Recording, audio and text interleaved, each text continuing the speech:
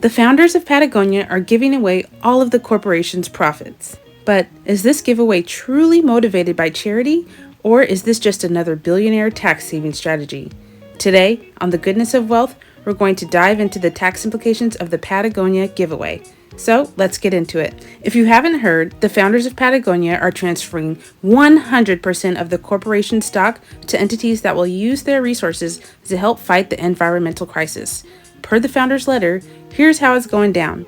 They're transferring all voting stock, 2% of the company's shares, to a purpose trust, and all non-voting stock, which is 98% of the company's shares, to a Hold Fast Collective, a 501c4 tax-exempt entity. Now that we know what they actually did, let's look at several other ways they could have structured this. They could have sold the company and donated all of the profits. This would have resulted in capital gains tax offset by a decent charitable tax deduction, but as the founder stated, this was not the best option to sustain their company's employees or values.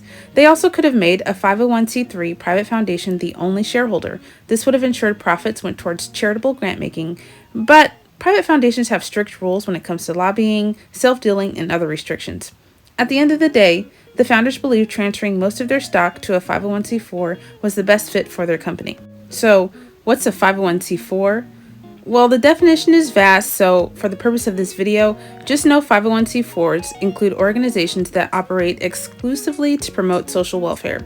Examples include the advocacy arm of public charities like Planned Parenthood, Focus on the Family, or the NAACP. Rotary clubs, things like that are also often organized as 501c4s.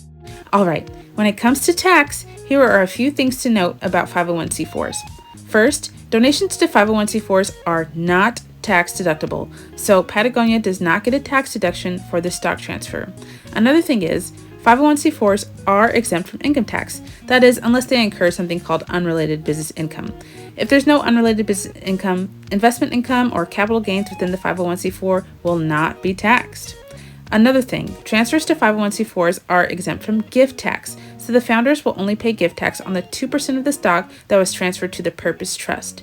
And finally, so long as founders do not maintain ownership of the 501c4s, the transferred shares are excluded from estate tax. To sum it all up, when it comes to tax benefits, the main con is that there's no tax deduction for the stock transfer. In terms of income tax, gift tax, and estate tax, the stock transfer is a win.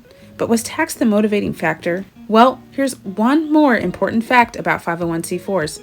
Unlike 501c3 public charities, 501c4s can have unlimited lobbying as long as it promotes some type of social welfare. Now, the IRS definition of lobbying is an attempt to influence legislation. You know, like promoting a ballot initiative, supporting an act of Congress, things like that. Knowing this and knowing the company's historical commitment to defending nature and protecting the environment, it appears that Patagonia is truly determined to make a change. While the media has simplified the stock transfer for public understanding, this is actually a very complex move.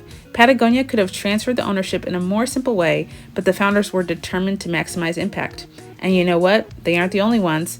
Yeah, some wealthy prioritize things like maximizing profits and saving on taxes, but that's not true for all. Patagonia is a great example of this, and many business leaders believe that Patagonia's example is only the beginning of many wealth transfers for social impact.